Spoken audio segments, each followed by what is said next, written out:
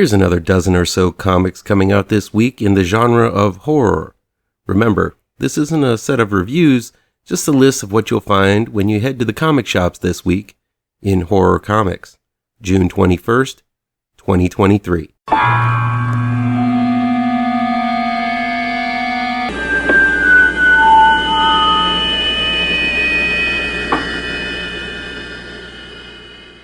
Welcome back to ML Miller Frights.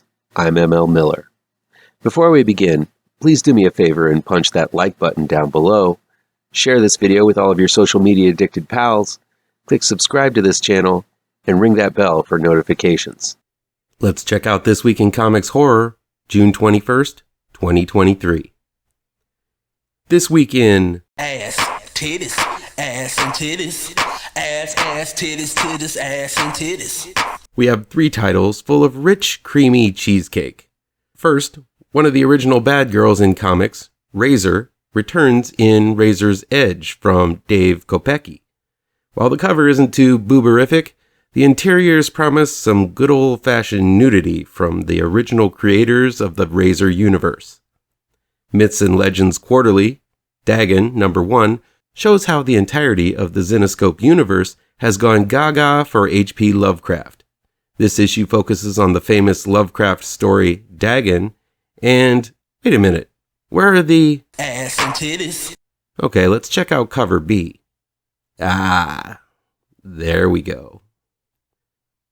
Dynamite Entertainment expands the Vampirella universe a skosh more with a new series focusing on the African-American vamp Victory. All I gotta say is that cover is nice. Nice. Nice. Nice. Nice. Nice. Nice. Nice. She's hot. This Week in Indie Comics delivers all kinds of potent horrors with that fresh outside of the mainstream feel. The Monsters Cleanup Guy #1 is exactly what the title says. It's about a guy who cleans up the messes of monsters so they aren't discovered by the general populace. And I can appreciate that kind of honesty in marketing. Ahoy Comics releases my pal Eric Paliki's new book, Blacksmith, The Key to His Heart, #1. It has a protagonist who's a female werewolf detective who takes on all kinds of supernatural cases.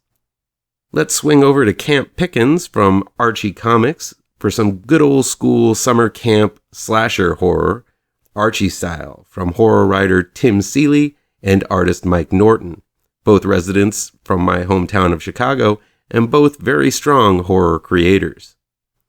And from Dark Horse, All 8 Eyes #3 continues to reveal the secret history of the giant spider infestation of New York. I'm loving this creepy, crawly series from Steve Foxe and Piotr Kowalski. This Week in Comic Book Horror Adaptations takes well-known properties and tells them in a comic book format. Let's start out with another issue of The Nightmare Before Christmas, The Battle for Pumpkin King. This 3rd issue features that no goodnik Oogie Boogie on the cover, and I'm sure he's up to no good. Godzilla, Here There Be Dragons #1 from IDW Publishing delivers Godzilla tales through history. The 1st issue features the King of Monsters taking on St. Francis Drake and pirate ships on the high seas during the 1500s. Disney Villains, Scar #3 again focuses on some of the scariest villains in Disney history. This issue features the diabolical and vicious Scar from The Lion King. And finally, who can forget The Walking Dead Deluxe #65, which represents classic tales from Kirkman and Adlard, this time in full bloody color. This Week in Marvel Horror Comics has a quartet of spooky titles. I want to talk about Marvel Horror for a second. The main problems with these books is that though the main characters might be spooky looking and might have some monstrous powers, the company still treats these guys and gals like squeaky clean superheroes.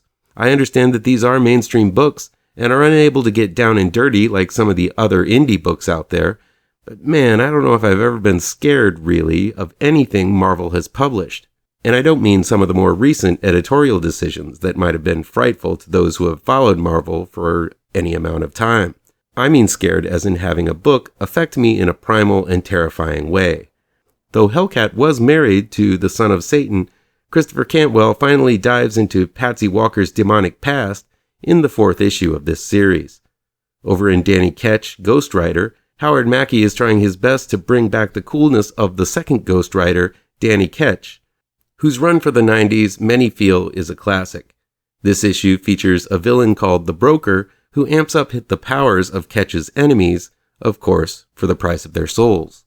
The 5th issue of Bloodline Daughter of Blade has Blade training his daughter and seems to want to focus on family issues rather than vampires. Characters like Hollow's Eve, who have a very tragic origin and some creepy powers, really just has a normal superhero story going on with guest appearances by Spider-Man and a police conspiracy. While all are fine books in their own right, I wish one of these days Marvel would commit to some strong horror for some of their classic horror characters. Finally, the horror comic I'm looking forward to the most reading this week is the new series by Jeff Lemire and Andrea Sorrentino set in their Bone Orchard Mythos universe called Tenement. This is a shared horror universe that the creators have been slowly unleashing through various series. The first series was interesting, beautiful to look at, but a little light on the scares. Here's hoping the ominous titled Tenement delivers the goods. Well, that was 16 horror comics on the shelves this week. Surely there's something in there that you might find worth your time and money. Let me know which ones look good to you down in the comments.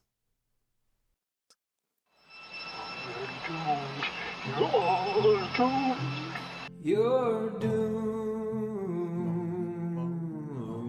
to live the life you're meant to be, stuck inside your reality.